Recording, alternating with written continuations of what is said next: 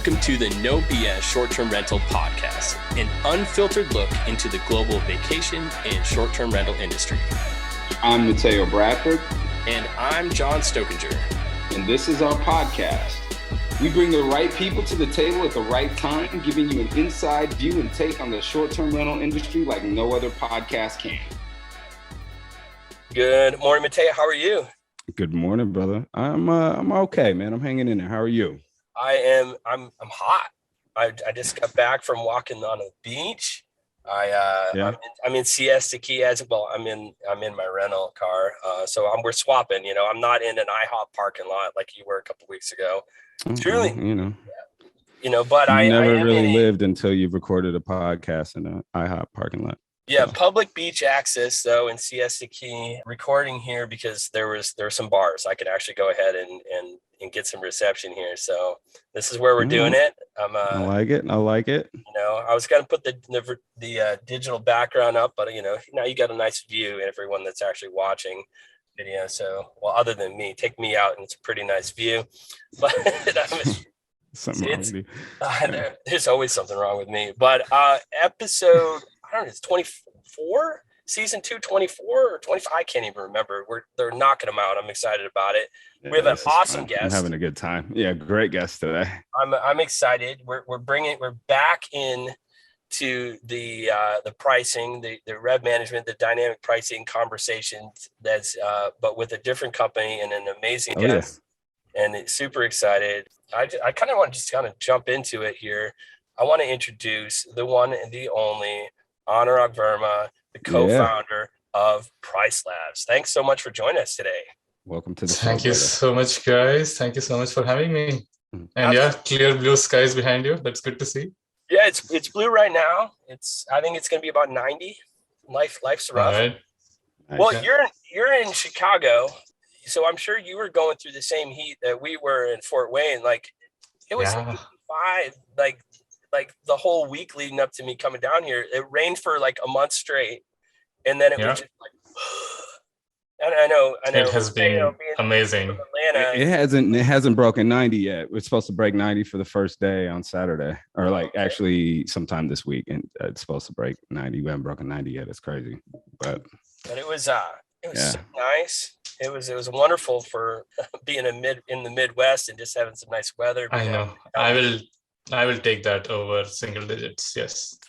For sure. Especially Chicago's weather. And I have to admit, even when we were in Chicago when we were in Chicago last month, I got in on Saturday. It snowed Friday night. Yes. And remember how hot it was on the game on Sunday, John? Like Sunday was beautiful. It was beautiful the rest of the time we were there. And this is why I have this Chicago. I call it the Chicago bias, because every time I think of Chicago, you think of the bad weather first.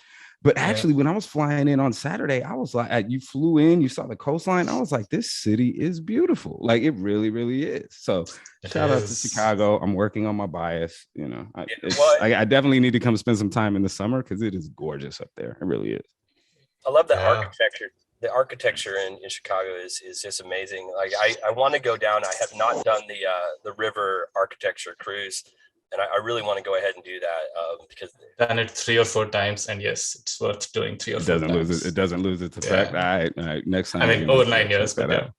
So nice. So Anurag, welcome to the show. It's been again, I made my apologies private, and I'll make it public. Sorry it's taking you so long. We wanted to have you on for a while. Let's dig into your story. You and I were talking, we've known each other for a couple of years now, have the ability to partner and work with each other in different, times and throughout the space. But one thing we've never really dug into is your story. And the big thing that we do here at the No BS Short-Term Rental Podcast is, we care what you do. Yes, we care about your opinion, but we really want to know, how did you get to the space? What brought you here? And, we can go to your LinkedIn profile and it's very colorful and you've done quite a bit of things and it makes sense, but we want to hear it from your words. Tell us your story. How did you get to this space? Quite the exciting story, in my opinion. We'll find out later on if that's somebody else's opinion as well. So I was in Chicago. I had moved to Chicago and had been working here for 3 years in 200 and sorry, not 200. That would age me really much, a lot. 2014 is when we started PriceLabs, or not even started thinking about PriceLabs. And the reason we started thinking about it is one of my friends from undergrad, this is a guy who I've known for about 20 years now, my co-founder, Richie. Mm-hmm. He was at grad school at that point in Chicago. I was working in Chicago in the airline industry doing pricing and revenue management and building tools and algorithms for that. And my co-founder his roommate was traveling somewhere for his internship. So he had an extra room in his home for 3 months. And he's like, hey, Airbnb is picking up. Let's put this room on Airbnb. And he went to list it. And then he's like, Airbnb doesn't tell me anything about how much to charge. One, charge in general, like any given night. But he's like, this can't be true that for 3 months, I should put the same rate, like setting the same whatever rate, $100, $120, $50, doesn't really make sense, given the demand ebbs and flows for the entire time period. And he and I used to talk, like he had already been in Chicago for a year. So we used to talk about what I do when, as in the airlines, like prices jump up and down depending on everything that's going around, right? So he and I got talking about, okay, like clearly Airbnb is getting bigger and bigger. And back in 2014, when we did the research, there was like nobody else who was even remotely interested in doing any form of revenue management or dynamic pricing. And he was like, if this industry has to get big, like, yeah, revenue management has to come in. This is travel, right? Mm-hmm. Of course, our idea of the industry was very skewed at that point, as you learn slowly over this. At that point, all we know is Airbnb and Chicago, nothing else, right? Right. And we said, okay, like what do we need to do to make this happen? So 2014, we then said, I'm a data scientist, so like I know math, I know algorithms, I know like how to model things to get the numbers out. He was in business school, so he like had the whole sense of like, okay, how would this business work if we were to do this? What we were missing was somebody who's an actual engineer, who can tie up the nuts and bolts of it, right? Like, because without that, you can make up all the ideas and you can write the books that you want to, but it's not who's going to build it, right? Exactly, yeah. So then we looked around, asked our friends, and one of our common friends introduced us to somebody he had gone to school with, high school with.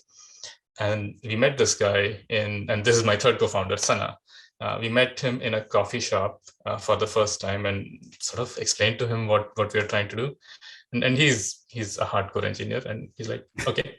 And we're like, okay, cool. Like, let's you just randomly met him at a coffee shop, or was this like set up? No. This was set up. Like okay. The mutual friend had told him about what we are trying to do.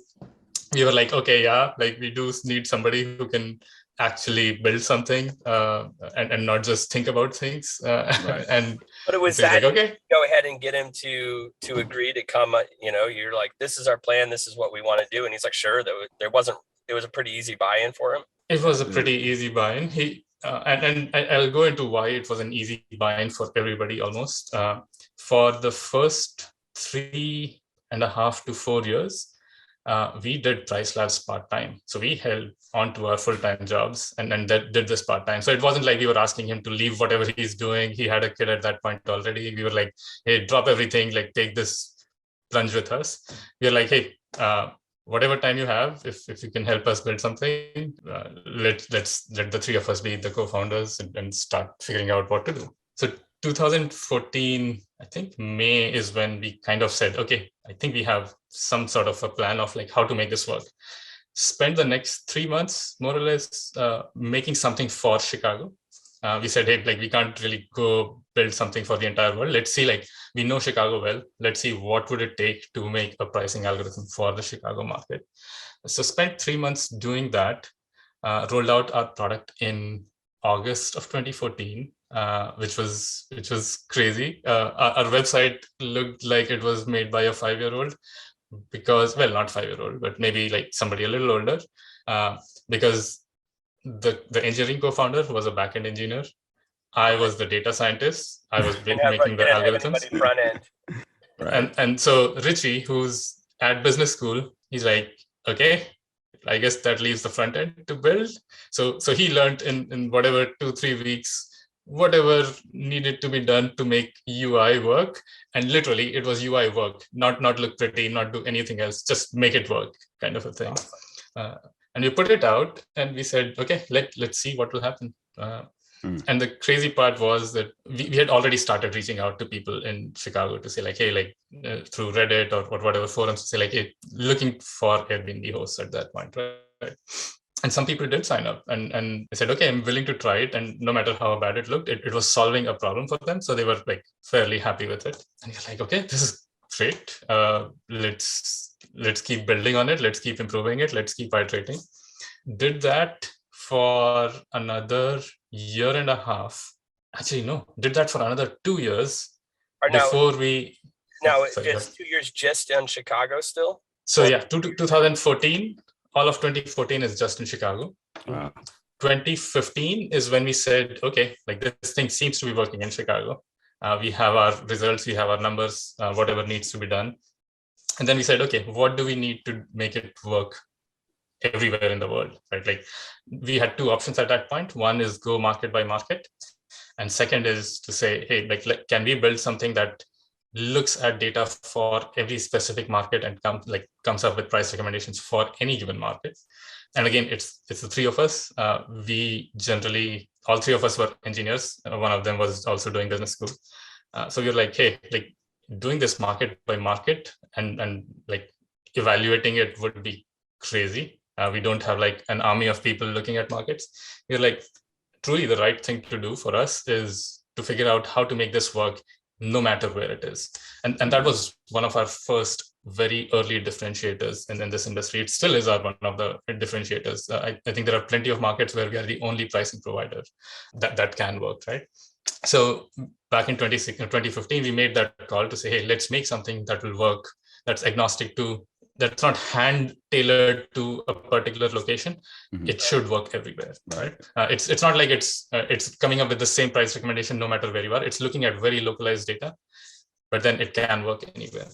And that was a like very, very early, I would say, strategic decision that we took that helped out. Kept doing it. Somewhere mid 2015, we also realized that, hey, we realized two things. And those two things again became our differentiators in some ways.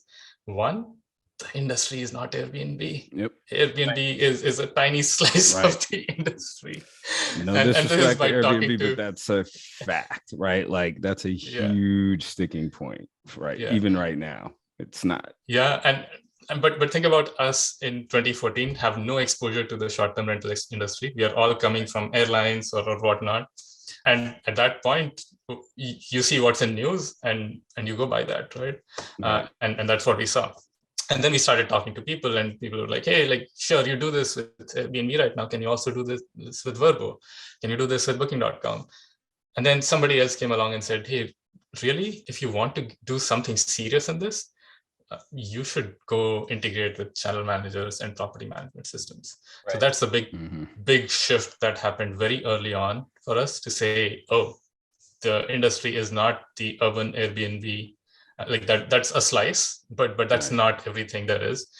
So that's when we started off on the journey of integrating with, I think the first PMS we integrated with were both in Europe. There was one called Beds24 in Germany and then one called Vreezy. Yeah, so we integrated with two. Now we are integrated with about 70 PMSs around the world. And yeah, truly, like there are so many property management systems that if you don't integrate with them, then people like our customers can't use dynamic pricing, right? So that became critical and it was an early lesson for us, which was very, very important. The second big feedback that we got from those early customers. Before we get into your second, and we'll remember the second feedback here, I wanted to know how timeline wise, and when you're coming in and you realize, okay, now we need to go ahead and it's not just Airbnb. You know, you came from airlines, some other companies that are looking at data that a competition of yours right now also came from airlines and some looking at this data. Where do you align, like where timeline wise, like you are 2015, you're like, okay, we're Airbnb. Now we're going to go look at Verbo. Like, how does this compare what you're doing compared to some of your competition? Is it comparable timelines? You guys both breaking in, or back then there was 2 players, but like No, there was more. there were 4.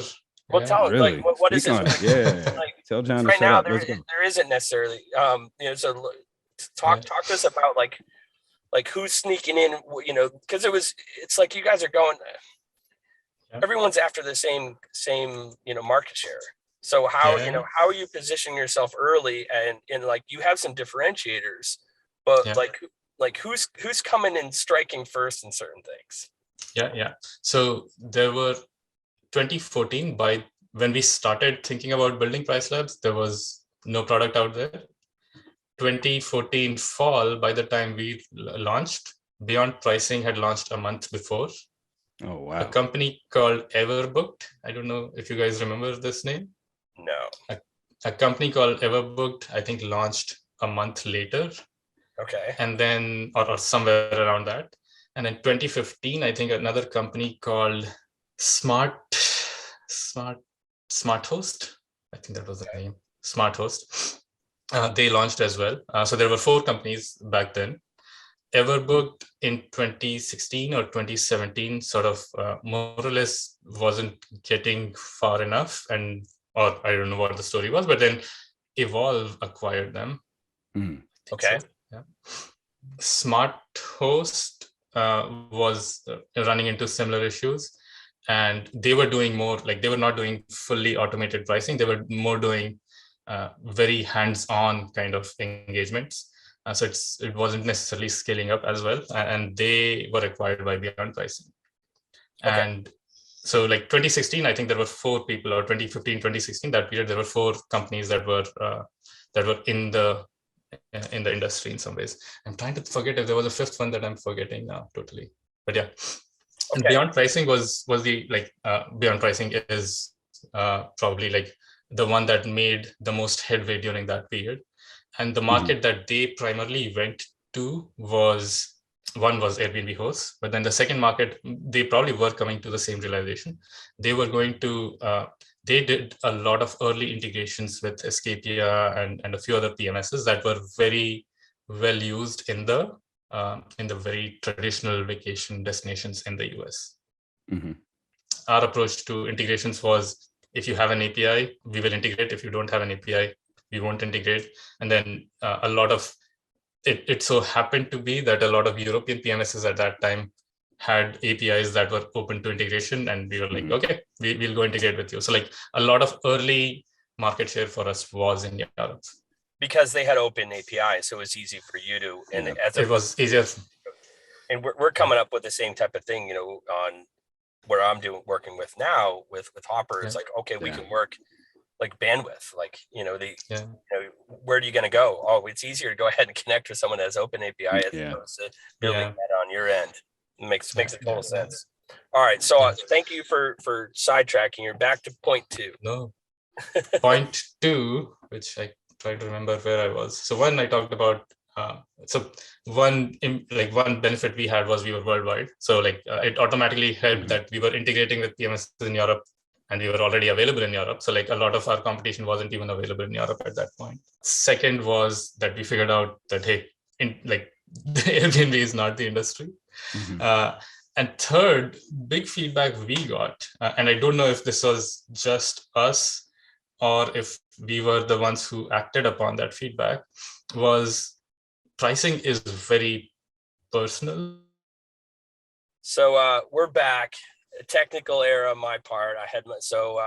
As you all know, I'm recording from my car, my rental car, and it's 90 something degrees outside, and I had my phone in the window to get a better reception, and it overheated. So it was out. So we're back. Point 3. Point 3. So I don't know how much of that we covered last time. But I can start. Yeah, start point 3 again. Yeah, I think I lost. Yeah, so like, and so yeah, I was saying the third thing that we realized very early on, and this is from both personal experiences in my like work at United Airlines, but also feedback that we got from some of the early customers was pricing is something every human being thinks about. Like if you're running a business, any business, and hosting or property management, they are businesses. You want to be very, very clear about, hey, what am I comfortable selling my products at? And at the end of the day, a night at your home is a product, right? Like that's something you're trying to sell. And two people who are trying to sell the same product might have a very different philosophy on who do they want to sell to, when do they want to sell it at, and things like that. So there are people who want, by the time April rolls in, they want to make sure that their summer is well booked. That's what they have done for the last 10 years. That's what they're comfortable with. And if it's not booked, it induces some panic, which is very justified, right? Like till you have bookings on hand, you can't be sure of like, hey, is it going to come or not? Right. And then there are folks who have maybe just started in the industry or been in the industry, but have potentially been tracking data that, hey, lead times have been getting shorter, who say, hey, it's okay if I'm not fully booked for summer yet. Like this is totally fine. There's plenty of last minute bookings that happen in my market. I'll get one of those, right? And then there are people whose strategy is literally during peak times to not be like, to be the last one booked. They basically say, let everybody else book out. Summer is going to be selling out in my location anyways. Yeah. And then I can really leverage what I have left and sell it for a high rate, right? Yeah. So you might be, so as a pricing algorithm, we look at a home and we look at the market data and we say, hey, this is what is going to make the most money. But what it doesn't incorporate is, what do you as a host want? Maybe you are risk averse and you want to sell early. Maybe you are okay being the one who doesn't sell early and wants to sell last. And so that realization came that, hey, this product, like we can't just spit out pricing, right? And it works for everybody. Every single property manager has owner contracts to say, never sell below this, never sell above that, all kinds of things. And all of those need to be incorporated before we spit out our price in some ways. So we essentially then went on this journey of saying, hey, we have an algorithm, but the best use of this algorithm is when a human being can also give their input of what do they like, what are their boundaries, how do they want the prices to change under circumstances and things like that. So that's what really became our key differentiator over the years. And it's not just prices. Like 2017, we rolled out something that was fundamentally different from other pricing providers in that every like we, including us, we were all focused on prices. We then said, hey, price is one part of the story. Stay restrictions are equally important. So how do we manage stay restrictions so that you can try to get longer bookings, far out, fill gaps, and then all those kinds of things. So that really became a big driver for us to say, let's take a holistic picture at revenue management from not just pricing. And this is like, again, United, it was the same story. Like I tell this to my like friends who ask about this, but we were a team of about 20 data scientists at United Airlines building pricing algorithms. And my group had been around for like 20 years building these algorithms and constantly evolving this, right? So it's not like you build an algorithm and hey, you're done. Like this is the end. Like you have a product that's working. There's always new information coming in, new patterns you figure out and improve the algorithm. In spite of all of that work of over 20 years of a group of people with all PhDs working like full time on this, there was an army of about 150 pricing analysts that United had that our algorithms would spit out the price. The analyst would say, hey, I know something that no computer can know. Right. There is this festival coming up. There is no market signal yet, but I know that this festival happened last year in this other city and it drove a lot of demand. The algorithm has never seen this event in this city, so it doesn't know what to do. So let me help the algorithm out, right? So, and that philosophy also trickles into PriceLabs to say like, the algorithms will keep getting better. They will keep doing more, but there's always something a human being will know that algorithms aren't able to capture. So this brings up a point and a question I have for you, and these are conversations that I have with property managers. They're talking about their pricing solutions and what they're using, and they're all using different. That some are using you, some are using your competition, some are doing it manually, some have a revenue manager that's doing it on their own, and some are just like shooting from the hip, which I don't recommend. Shooting from the hip is never really the greatest way to do. But what my question for you is, in talking about how you've come into the space, and how, and again, I'm not a revenue manager, so please correct me if what I'm saying is incorrect, but there's certain ways that you're scraping data and you're looking at and this might be incorrect, but some of the flags that come up with how certain companies are doing it is like, hey, we're looking at one price, an average price for the whole year, and then we're not looking at multiple. We're not necessarily taking a look at shoulder seasons. We're not looking at some of these pricing companies, or dynamic pricing like yourself, that aren't taking in account to things like snowbirds and different type of models. Like, how do you go, and I'm sure obviously early on, you weren't able to do that, but how are you you were talking about the ebb and flow in the airline industry. How are you addressing these problems that are constantly coming up? Because there are certain people, hey, I tried PriceLabs, or I tried Beyond Pricing, and they're not really, they are accurate for certain times of the year, and other times of the year they're way off. They don't know my market. How do you combat that? Yeah, so like the seasonality is one of the most difficult pieces of this this whole puzzle of pricing, right? In some ways, so there is a high season. So like, and our view of seasonality is very different. One thing I want to very like forcefully say is, we at no point do we say try to stay with the market. Like you should never say I'm an average property. Let's say you're an average property in the area. Right. I'm going to try and be in the middle of the market, and that's what a lot of our customers at least come in thinking, that hey, like PriceLabs should help me stay at the 50th percentile of the market rates all year round, right? And we say, like, look, if you're in summer and 90% of the market is going to get booked, you can be a lot higher than 50th percentile and still be booked and make a lot more money. And if you're in winter, and I'm assuming this is a beach market, if you're in winter and most of the market is not going to be booked, a lot of long-term, heavily discounted snowbird bookings are going to happen. You can't afford to stay at the 50th percentile. If the occupancy in the market is going to be like 30%, if you stay at 50th percentile, there's very little chance you'll get booked. So like, let's try to get down a little bit.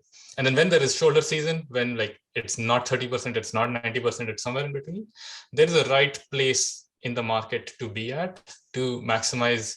You're not trying to maximize occupancy. You're not trying to maximize the price at which you get sold. You're trying to maximize the multiplication of the two, right? The occupancy times the price, that gives you revenue. So there's a right sweet spot that you need to be for that to happen. And to the naked eye, it might look like, hey, the prices in summer are going crazy. The winter prices seem fine. Or the summer prices are fine, but the winter prices are too low. And that happens if you tend to think of it as like, I need to be in the middle of the market or in a certain space in the market. That doesn't mean like, so this is going back to, we spit out the price. That doesn't mean that you stick to that price.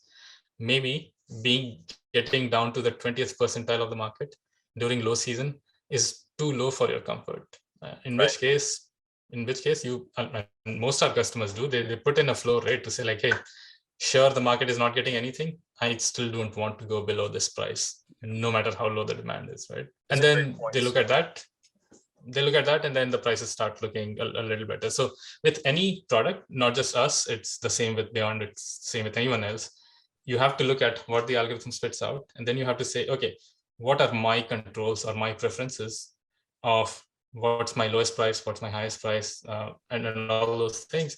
And you can do this by season and whatnot. Say, okay, do your thing, algorithm. Don't go outside these boundaries for every season. And so I would say this is not a come in, turn on a switch, and things get magically taken care of. It does take some work. We have an onboarding team that helps you do some of that work and gives you best practices. help you figure out if this is even a good solution for you. Like maybe you have been doing things a certain way, or maybe your owner contracts are structured in a way that, yeah, dynamic pricing is not really going to work. So like that's a discovery in itself. I have a question regarding, we talk a lot about culture here on the show, and I want to know what your thoughts are with dynamic pricing in general. And I see it coming into more and more things, like not just rates. I see dynamic pricing coming in for amenities. I see dynamic pricing coming in for so many different things in the travel and hospitality industry in general. But with that said, do you think that they're dynamic pricing is artificially inflating certain markets?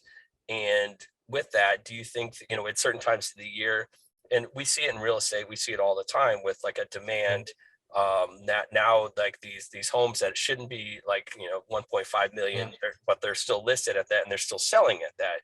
Do you think that this dynamic pricing is having will overall potentially have a negative effect on certain market, or do you think it's all going to balance out in the end? I tend to think of it same within airlines, same in any other industry. Think of it as not necessarily always increasing the prices, but also at times decreasing the prices. So think of it this way: if you had a home in Florida, in Panhandle, your high season is summer, and generally speaking, you sell at about $500 a night. And say you had that one rate all year round. Now you're selling well in summer, but you're probably not selling enough during the low season or the shoulder season. Right. And you can say, okay, let me address that problem by setting my rates to $200 all year round. And sure, now you're selling in your shoulder and winter as well. And you're like just selling out fully way far out for summer as well. Now, those are two extremes. Those are both saying, I don't want to do dynamic pricing. I want one flat rate. And in one, you're not selling any winter at all. And in two, you're potentially not making enough money because you're selling too cheap all year round. Like summer is when you could have made a lot of money, but you used to make a lot of money. Now you're not. So then you say, okay, I should have 200 in winter ideally and 500 in summer. Right. And that's the right thing to do, because I do want to get somebody and don't think about one person doing it. Think about the entire market doing it now. If the entire market chose to set their prices at $500, then there's plenty of people who are just not going to go to Destin ever to book a short-term rental, because they're like, hey, forget about high season, forget about low season. This is just too expensive for me. Right. I can't afford it anyway. So, Yeah, exactly. Right. When a lot of people start doing dynamic pricing and say, hey, I don't have enough demand, let me lower the rates. Now, suddenly for some people who would have earlier not taken that vacation potentially, and granted, this is not the best season to be going in at, but they are able to experience something at a cheaper rate that they can afford. And maybe it's for a weekend, maybe it's for a weekend that happens to be reasonable weather, especially last minute when you were not expecting to sell, you lower your rates and weather happens to be nice. Somebody is able to get something that they wouldn't have otherwise experienced, right? So like, and maybe you don't do that, but your neighboring city, people start doing it, and people will naturally gravitate. They'll be like, hey, this location always very expensive, but that location is where like we can still afford to go.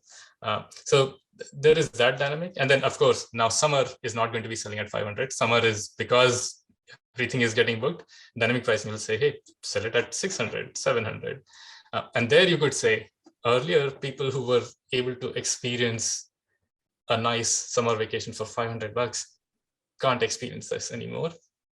And that's where that argument comes in to say, hey, as long as there are people who are able to do it, and you're selling out your inventory, if there is demand, like why should you not charge more? It's kind of like saying gas should be $1 so that every American can afford to go to wherever they want to go to. No, that makes sense. But that's not true. It makes sense, and it brings up an interesting point too. Is like, I know both Mateo and I are selling, our product is a niche channel, right? Or is a channel, or is some sort of connectivity.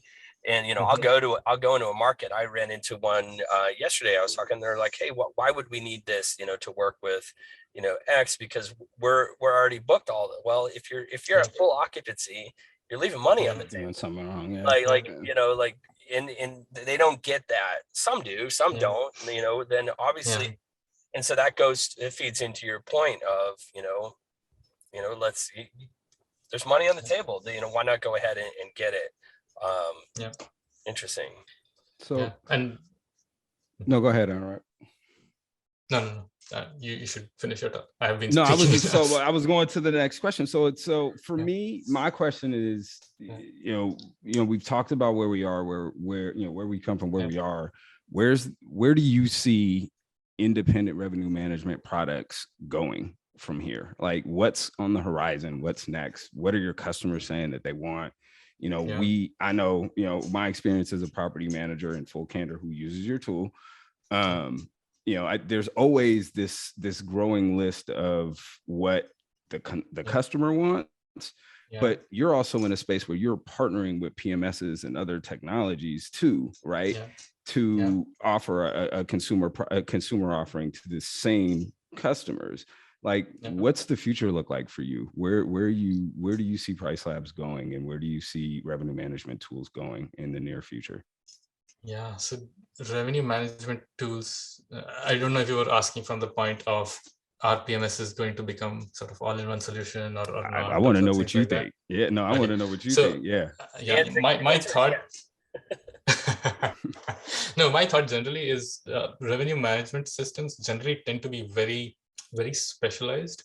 And this is true in hotel industry as well. There's an entire suite of revenue management systems and PMSs working independently. And probably going to be true for our industry as well, just because things get so very specific or so very nuanced when you talk about pricing and revenue management. The general things that we have been like, there are some broad industry trends that are going to happen. I don't know, 2 years back at some conference, I'd said in 2 years, this will be here, and it's not here. So like, I'll say, we won't hold you to it. We just want to know what your thoughts are. One of them is length of stay pricing. Like, and this is something hotel industry has embraced full on, and most hotel OTAs do this. Booking.com already does it. Expedia does it. Airbnb has started doing it. Verbo has started doing it. But it essentially means today the primary control that any property manager or any host has is the price and the minimum length of stay. So you can say, I don't want 2 night stays. I don't want 1 night stays. My minimum length of stay is 3. You could say but that I'll take a 2 night stay if it comes at 100% premium. I generally don't want to, but if somebody is really willing to pay me 3 nights worth of money, I'm okay letting them stay for 1 day or 2 days. And that's in a nutshell length of stay pricing. That's you extend it and get to like, for a week, I'm willing to discount on the other side of it. Like if somebody's willing to take up 7 consecutive nights, sure, take it at a discount. But so if you want 1 night, pay a premium. So it's just an expansion on some yield management where you're going ahead and saying, we'll take less, but you're going to pay the same amount, because it's opening up more booking options, and and just hoping that someone's going to, and if they don't, it doesn't matter, because they'll go ahead and meet that minimum night stay. That's interesting. Yeah, exactly. And think about it this way, like there's a very interesting parallel to this. And then you mentioned opening up some inventory. When we do this dynamic minimum stay kind of a thing, where you might have a 5-night minimum, but if your calendar has a 2-night, 3-night, 4-night gap, you can tell PriceLabs to open up that gap. Now, this is not doing any pricing. This is, of course, we are also pricing those nights, but we are kind of, by opening up those nights, we are in effect increasing the supply in the market. And then saying somebody who was trying to book 2 nights earlier didn't have your home as an option. Now there is an added option to them, which is generally good for the market. We are increasing market efficiency, if that makes sense. This length of stay pricing is a way to increase that market efficiency even more, because now people are like, hey, I never wanted 2 nights stay, maybe 3-night gap, sure, I'll open it up, but 2-night, no.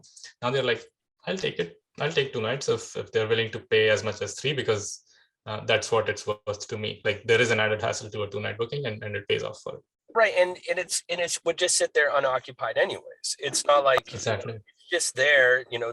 there's buffers on each side. It's already booked on each side. It's just sitting there. So why not open it up?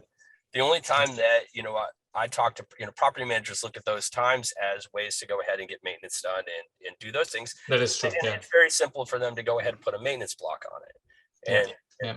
that's the If you want to get it done, then you can block it off, right? right. Interesting. Yeah. The other thing on this lines that we are working, so we are working fairly like a decent bit on this length of stay pricing front. The other one that, Matthew, you will see soon enough in the product is we talked about this minimum length of stay, and depending on the market, you can say, hey, like my market gets a lot of 7-night bookings. But when it is last minute, and we have that automation to say, make it a 7-night minimum, last minute, reduce it to 5. If it's within a week, reduce it to 2 nights, because nobody is booking a 5-night stay for the coming weekend, right? One of the things that we have been working on that's coming up this month is we earlier had the automation, but we are asking our customers to fill in what should go. Like, what do they want? Do they want 7? Do they want 3? Do they want 1? And we're like, hey, we have a lot of data where we can at least give a starting point to our customers to say, this is what we think you should do in this market. Instead of you going in blind and saying, I don't know what my minimum stay should be, let's start with 4. We are saying, hey, here's a recommendation. You can go by it, or you can adjust it depending on your operations and things like that. So that's something that we see coming up a lot, especially as dynamic pricing systems mature and get into, a lot of our customers right now are early adopters. Like they will learn the technology, they'll figure it out, and they'll put it in. A lot of our future customers are not going to be the early adopters. They're going to be the kinds who will say, hey, like, you tell me what's the right thing to put in here. And then that's something that we're working more and more on. I don't know if that makes sense. It's amazing. It's nice. It's really neat to hear the new stuff that's coming out and where the direction it's going. And like you and PriceLabs are bringing some pretty amazing new things to our space that, I just love the thinking about things. I love that, these questions, and thinking about pricing and thinking about length of stay and all these different things that like just makes my head spin, but also makes me think, oh, what about this? What about that? I have a question for you, and you don't have to answer it if you don't want to, but my question is, what does PriceLabs do better? Like, what is your big flex on than the, like in your opinion, what do you do better than the competition? And it could be multiple things. It could just be one thing and say, hey, we're flat out, we do this better than anybody else. So I would say 2 things. One, we frequently get complimented on our raw pricing recommendations themselves, and customers are very easily able to see all the data that's going behind our recommendations. So like in our dashboard, once you log in, you can see all kinds of data about why are we recommending a certain price, what is the market doing, and things like that. And second one is the customizability that I already spoke about, where like people have, like everybody wants some control on their pricing, and everybody has a different idea of what those controls should be. And we provide a very, very comprehensive suite of like possibilities to do some automation that you want to do. Like if you think about, hey, it'd be great if I could automate this strategy, it's probably already there in our product. So like a lot of customers get wowed by that part. But yeah, like that I would say, like one, just the raw pricing recommendations that we come up with, whether it's seasonal prices or event prices or things like that. And then second, how do you fine tune those prices? How do you execute a certain set of strategies that you have in your mind or your owner has in your mind and things like that? That's awesome. I love it when people we ask a question, they actually answer it instead of circumventing. I don't know why you give them the answer to opt out. Just let them answer the question. No. So, one thing I want to jump into before we get out of here too. I'm fascinated by your story and you being a founder and CEO, and wanted you to talk a little bit about how that's been. How have you seen the industry change? Because again, even coming in 2014, you precede John and I in this space, and so as a founder, I did not know that. Yeah. I didn't know that. Yeah, definitely. So, Yeah. you know, it seems like you've had an expansive and really do have a kind of geo perspective of our industry and having success overseas and in the United States and growing and building a product, not just, you know, but you're doing it from the front as a leader. How's that experience been for you? And what have you seen during your time? What stuck out to you during your time from that perspective? So I'll say this because even now, PriceLabs does not have anybody on the sales, which is probably not good. You guys would probably try to convince me otherwise, but we do not have anybody on sales, which means that I have done a lot of, like, I'm one of the product and data science people, but we are a bootstrapped company, like which meant we were basically on the front lines way more often than most founders are. Right. And so one of the things that, like, early on when we started, we had this feeling that, hey, like, coming from somebody who does not know anything about the industry, and this is going back 2014, 2015, like 2015 is when I first went to VRMA, and had just had no clue like what this is about, and was blown away by, like, okay, like there is so much happening in this industry. Like the exhibit hall or the vendor hall even then was like something that was like, okay, like I did not know there are so many companies that I never heard the names of, who clearly have a lot of money to be setting up booths like this. And then speaking to property managers, generally it has been a surprisingly pleasant experience. Like very rarely has anybody said, I don't want to hear what you have to say. You go and talk to somebody and they're generally open to listening to you. Sometimes they'll say, hey, I'm in a rush, I need to go. And that's fair. But most of the times people talk, people listen, they want to hear what you have to offer. And that is like, I don't know what I should have expected, but it has been a surprisingly good thing in my perspective. Yeah. I love that about the space. Yeah, and we talk about that a lot. Is, you know, there's a lot of competition, but at the same time, everyone's open. Everyone's still pretty friendly. We're still like as big as this has become.